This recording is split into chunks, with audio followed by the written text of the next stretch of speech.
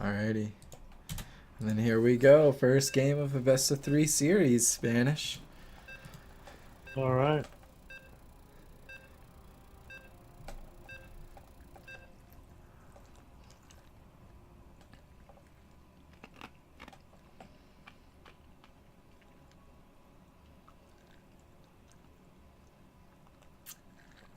We had a lot of people in this tournament today. I'm pretty happy with how everybody showed up. We had 20 people signed up for this. Isn't that cool? Wow, that's pretty big. You That's know, awesome. for the second tournament ever, 20 people. That is not bad one bit. Thank you everybody for showing up here today. Whether you're a player, whether you're a watcher, whether you're a caster, that's you, Banish. Thank you so much, dude. We really appreciate it. As well as the $30 to first place and the $5 to second place. You know, we're trying to put quality content out there for our lower tier players. And then if you guys ever have any improvements in the Dark Society chat when we're done, or in the Dark Society Discord, we always love those kind of things. Yeah, things can always be a little bit smoother. We're working on this. Hopefully this one's a lot better than the last one. It got really disorganized and we didn't have enough administrators on the team to be able to do things. It got really confusing, but at the end of the day, I think, you know, everybody had fun, but also it's easier to have fun if you have things organized. And so that's what we're trying to do. Hopefully it's going a little bit better now, especially if this tournament ever starts to get in the 30 to 60 player range. Like, that's when we're going to need a lot of people helping, because, you know, 4 administrators or 3, oh, we have 4 total, is not going to be enough if we have that many people, Banish. Yeah. Well, hopefully we can get some more add-ons, some more admins in. Maybe I'll find some people to help us manage the tournament, vetoes and such. Yeah, definitely. And so we'll have to see. So we're already at like 6 more people than last time. So, yeah. All right. Here we go. We get into the game here. Do you want to start us off this time? Sure. Starting off in the top right-hand corner, it is going to be our purple Zerg, DG. And in the bottom left, our red Terran player. He's going for another W here. His name is Hobo Master. Alrighty. This is a pretty big map. I think TGMLG, if he's going to go 13-12 this map, it's going to be a little bit difficult. It looks like he's already opting for different strategies so far. Oh, just scouting. Interesting. Yep. Oh, pulls him back. Interesting. Nice guy, Hobo Molester here. Yeah, nice guy Hobo Molester, letting him know that he can pause it if he needs. You can always saying that. You can always count on Hobo Molester for good sportsmanship. And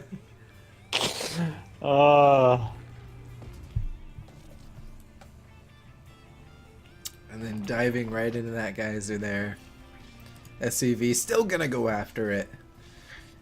And decides, nah, I'm gonna go back to mining. You know, fun fact for you guys, and I'm not actually quoting anything, I'm going to be quoting Banish Light here. SCVs actually have their PhDs in engineering, apparently. That's an old lore thing I remember hearing from StarCraft 1. Mm-hmm. Oh, again, 20 years of StarCraft, things might have changed for Terran. The drone gets walled in, and he gets his first drone kill. Already value coming out from that Marine. Yeah, he already paid for himself there, that's for sure. Another drone being thrown out by TGMLG. He really wants to know what's going on in this game. Maybe with like being killed off, he's getting a little concerned, or maybe. He's got to have a pretty good idea. He saw... Well, let's see here what he did see. Yeah, he saw the factory thrown down. He saw the barracks. Now he sees the reactor, so now he knows what's happening. He knows there's going to be... Could be Cyclones, but it's most likely going to be double heli in production here. Going to switch those out. Couple of lings being made, couple of drones on the ways here. Speed about a quarter of the way done. All right. Again, basic timing coming out here. Nothing too crazy. Not like the last game we saw from TGMLG here. No starport made yet out of the Terran player, but he does have a tech lab on that Barax that's about to finish up in just a little bit. Couple lings actually on the other side of the map here now. And they're just going to be checking for that natural base, but it is up the ramp. And they're going to get no denial on that natural base just yet.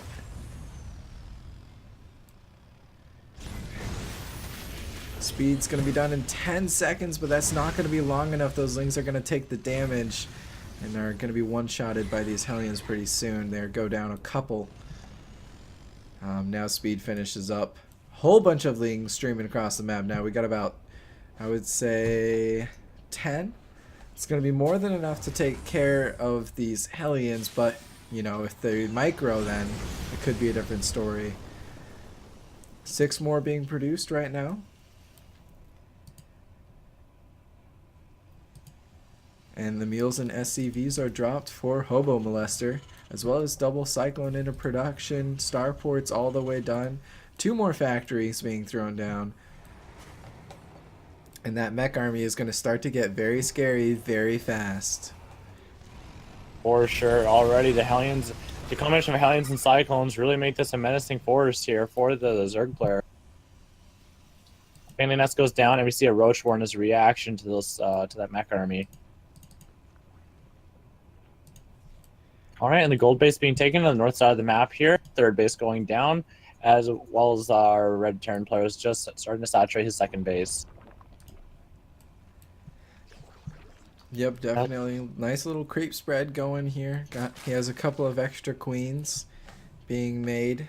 It's going to help with the transition of units back and forth, especially taking that gold base. It's always going to be a little bit difficult if the Terran player sees that and, you know, gets in a pinch. Now it's funny. We see creep spread queens coming out here from the Zerg player, which is a little surprising from this level of players. You know, you don't expect them to be doing stuff like this, but they're surprising me. You know. Yeah, definitely. Some of these gold players and, you know, these lower league players really underestimate the vision and power of creep. I know myself, and, you know, I'm a very low league master player, high diamond-ish, and, you know, I underestimate it quite a bit as well, but it's nice to see some players that are in the lower league starting to do that now. You can definitely tell the skill bar has been raised since gold and bronze back in wings, you know. Wings and bronze and wings. It was like a Civ 5 game, you know. They're playing with just their mouse and. Did creep even exist to Fruit Dealer? Did Nesty even spread creep, man? I don't know. Right. No, wait, wasn't Fruit Dealer Terran? No, he was Zerg player. I actually think maybe he played both in tournaments. I feel like I've seen him play both. Well, TLO was a Terran player back in Wings. Yeah, that's right. Gonna get a couple of drone kills here. 3 now, but it looks like he's probably gonna back up. Well, 2 drone kills and an Overlord, to be fair. The Overlord kill is nice. Keeps that supply down. Caps him out a little bit. Overlord's going up the ramp. Gonna see what he's doing up there. Marines are probably gonna shoot it away if he goes any closer. And he does dive off into safety with that Overlord. Liberator's still going to be a thorn in the side here, but looks like the defenses are ready. If he dives in at the same spot again, he's going to have to maneuver around if he wants to get more done with that Liberator. Also Ravengers, which are going to be pretty good at denying those. So many creep tumors going down. That creep's going to spread instantly, it looks like. Holy. Doesn't even have to wait. Spread those tumors as soon as they're off cooldown. Yeah, this is a crazy amount here now. And now even the queens are going to be able to fight off these Hellions here. Shoot away the early scouting party. Lord Even kill's gonna supply more block our creep. circular. That is More going to creep. supply block. That actually could be really bad. 2 overlords are in production, but you know, those are 2 tanks now. That is quite a bit of Zerg, though. We'll have to see. The banelings reinforcing is something I like to see, but I'd like to see speed come up from these banelings. You know, the extra health helps them take those siege tank shots a little bit better. Wow, and that Link force is already getting chunked down now by those tanks. Let's take a look. We got 4 and 4 kills, 2, 2, 2. Pretty even kill count spread throughout the units. And even some Thors being added to this mid-map army of the Terrans now. We've seen a lot of Thors come up from these lower level Terrans, a lot more than the hard league. Yeah, I mean, they're pretty good units. You don't have to micro them. Very minimal every time. Wow, they're jumping right on top of the tanks there. And these roaches are just getting completely on top of everything. And really, the corrosive balls are going to hit these Thors, and it's going to be the doom of them. Yeah, 100%. TGMLG is going to be walking forward here. He's going to chunk up a Thor along his way. And actually, that was a lot of Thors in production. He's going to be close to catching another for sure. Man, Roach speed. Those Thors move so slow. Might have been a better idea to group his 2 other Thors with that Bruise Thor now. Wow. Oh, but he's taking those siege tank shots. Might have just evened up the... Oh no, he's walking back. He might not be paying attention here. Yeah, no. when he That's a lot of gas. Units. Those Ravagers going down. And those 2 roaches alone on the other base, they aren't going to be enough to take out that base. Now he's focused on the SCVs, but the Planetary is going to just do so much damage. Yeah, and even going to fry a couple Lings in the process here. And the remainder of the forces arrive and are going to shoo off the remaining 2 roaches now. Still, army supply about dead even for both players, slightly in favor for Hobo Molester. But overall supply, the economic advantage is in favor of TGMLG. As you can see on the income advantage graph right now, about 1,200 above.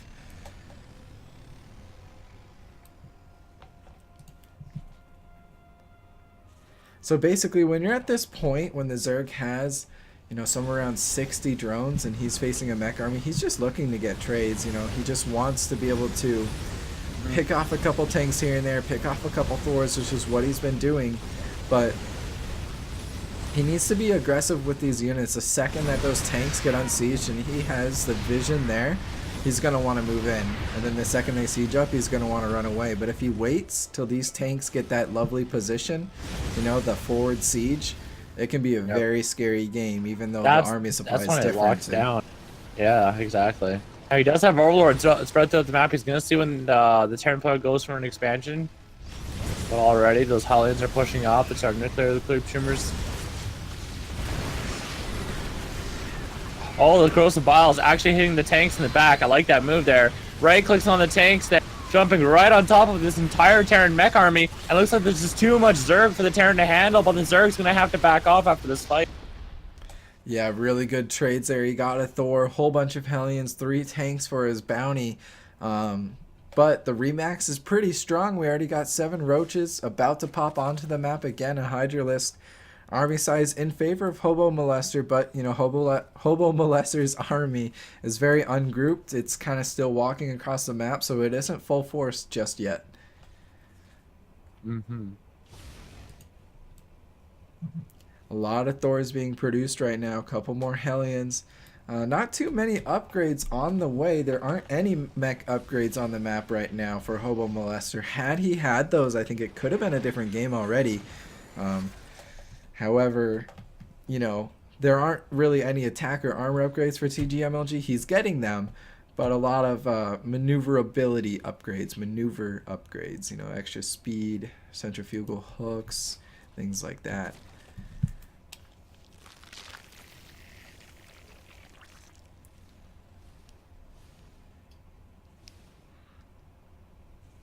So looks like Hobo Molester's going to poke in here one more time. Sieging up in that same spot, getting that high ground vision this time with the Liberators. That way he can see past those bushes. That's going to be very key. And slowly these tanks are going to work their way forward and kind of just push up against TGMLG, trying to force a bad fight here. Even a Marine. Wow. So TGMLG just threw out, like, I forget what it's called, a changeling. That's Yeah, right. changeling. And then Hobo Molester attack moved the changeling, but accidentally clicked and killed his own Thor. Deadly changelings there, man. Yes. Hydras are gonna be able to fight from a distance, which is gonna be nice against that Thor there. They do great damage against that type of unit, but there's so many tanks out. This is when he needs to engage. Uh-oh. And he's Yeah, unsieging and all there the it is. tanks at the same time, but now they're sieged back up. He needs to back out. And the He's Thors are committing. gonna shred versus this army, and look at that. Hobo Molester now definitely taking that engagement, and you know, he did it very slow and methodically. He was in control of this push at every single second. I think the Crows of Balls actually killed off some of the bandings in that push right there. A bit of Miss Micro coming out from our Zerg player here. Oh, and the Queens are running through the Liberator range and the Siege Tank range, and they're gonna get shredded on their way over. Some healing coming out from the Queen, but I don't think it's gonna be enough against so much Terran here. Yeah, and the Terran forces are kind of just attacking this natural base now of TGMLG. Corruptors are on the map, but they're not really going to do too much until Broodlord Tech is out. Let's see if he has a building structure. Not yet. Calling down a meal to repair those bruised Thors. You know, that's a lot of units that have been F2'd into this army now. Oh, there's corruptors out, but I don't think all those corruptors are worth it. Maybe he's going for Broodlords to fight off this mech army, which isn't a bad idea.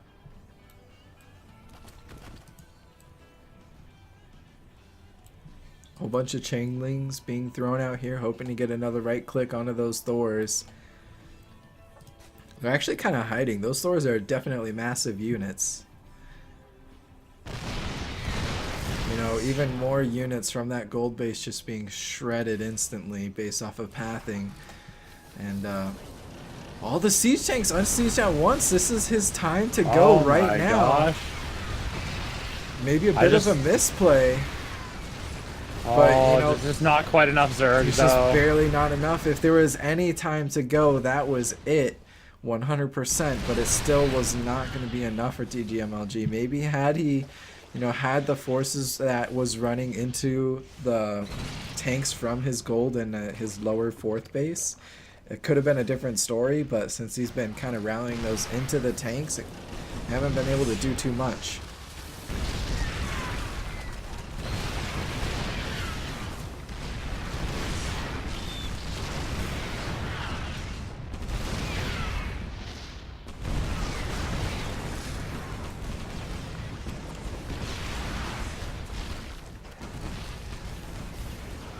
And now kind of these Thors are just, you know, they're slowly pushing up into this natural base. It is going to fall. These tanks very well sieged up. Great positions for them. This is going to be nearly impossible for the Zerg to be able to fight right now.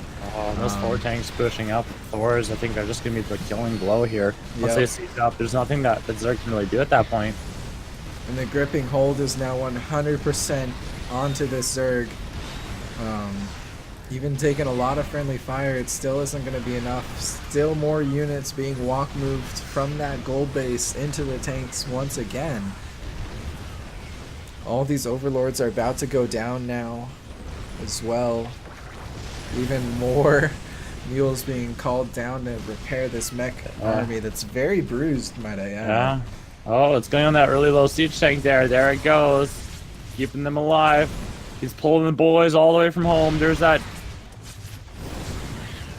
There they go, pushing in. TGMLG, he might be just kind of waiting on that greater spire now. He does have 8 corruptors on the map. 4 more are going to be able to pop. So there really isn't a Viking answer if he does get those Broodlords out right now, but I think it doesn't matter. Like, there's a lot of It's too economic late. advantage. All the tech is going to be gone here in just a little bit. not only does he have to wait for it to finish up right there, but also he has to wait for them to morph, and they're going to morph in the bottom side of the map, as well as kind of in the middle side, but I guess the counterattack is what he's going to go for, but that's where there's missile turrets. He needs to fight off this main army, kill off those tanks, you know?